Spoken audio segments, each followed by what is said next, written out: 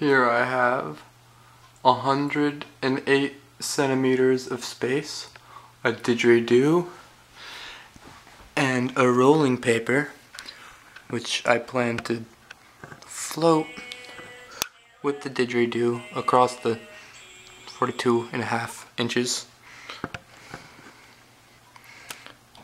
I'm going to use this rolling paper,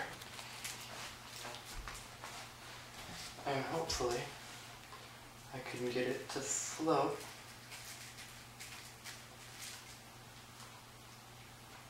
by playing it a song.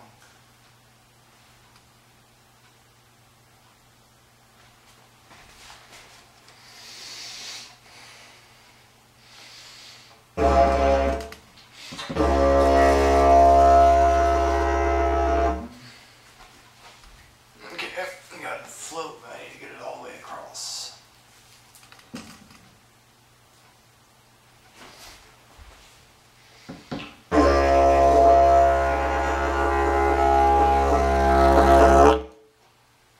There we go.